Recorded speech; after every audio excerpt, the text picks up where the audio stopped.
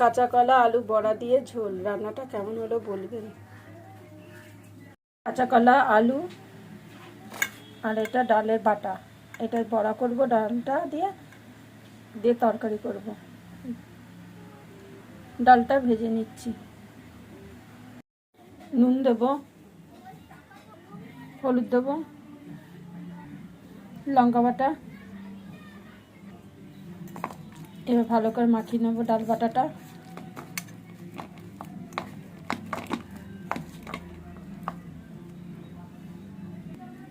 ঠিক এরকম বেটে নেব, বড়াগুলো ভেজে নেব।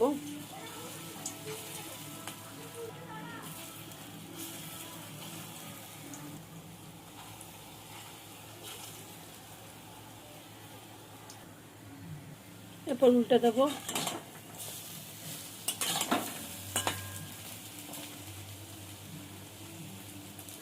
এদিকে পাঁচটা হয়ে গেছে, এবার উল্টো দিকটা হয়ে যাবে। দুদিকে হয়ে গেছে, দু পাঁচটা ভাজা ভাজা হয়ে গেছে। এবার নামিয়ে নেবো। এরম করে ওইগুলো ভেজে নেব। কড়াইতে একটু সর্ষের তেল দিয়েছি, সাদা জিরে তেজপাতা ফোড়ন দেবো। ফোড়নটা দেখুন ভাজা ভাজা হয়ে গেছে। পেঁয়াজ কুচি দিয়ে দেবো।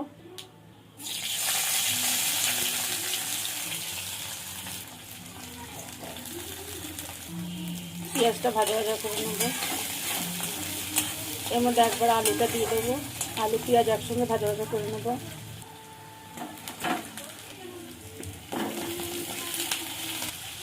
আলুর সঙ্গে পেঁয়াজটা মিশিয়ে নেব। নুন দেবো,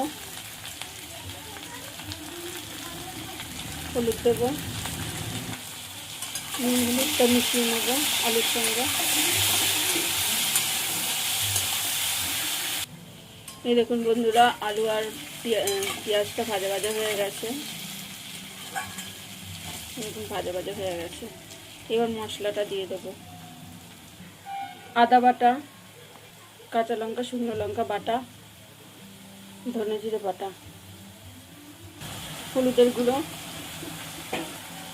মশলার সঙ্গে ভালো করে আলুটা কষিয়ে নেব।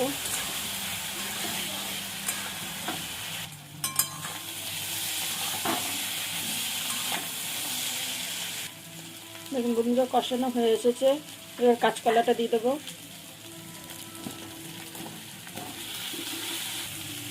কাঁচকলাটা আলু মশলার সঙ্গে ভালো করে মিশিয়ে নেব, কষিয়ে নেব। কাঁচকলা খুব তাড়াতাড়ি সেদ্ধ হয়ে যায়, তার জন্য আলুটা আগে কষিয়ে নিয়েছিলাম।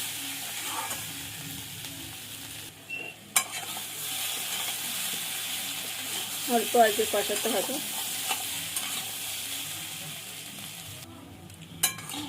এই দেখুন বন্ধুরা, কষানো হয়ে গেছে। এবার জল দিয়ে দেবো। জলটা ঠিক আমি এতটা দেবো। এর মধ্যে বড়া যাবে, বড়া দিলে আর একটু জলটা টেনে যাবে। আলুগুলো সেদ্ধ হবে, কলাগুলো সেদ্ধ হবে, কাঁচা কলাগুলো। স্বাদ মতো নুনটা দিয়ে দেবো।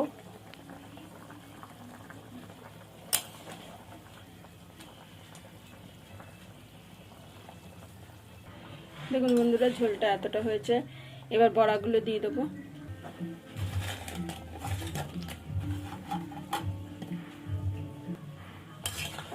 বড়াগুলো দিয়ে একটু নাড়িয়ে দেবো।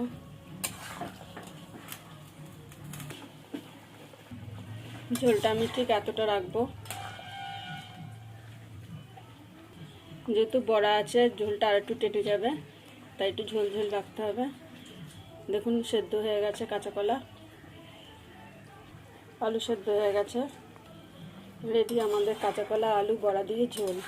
রান্নাটা কেমন হলো বলবেন, পাশে থাকবেন। ভালো লাগলে একটা লাইক কমেন্ট শেয়ার করে দেবেন। এরকমভাবে কাঁচা কলা রান্না করে খাবেন, ভালো লাগে খেতে। ভিডিওটা এতক্ষণ দেখার জন্য অসংখ্য ধন্যবাদ।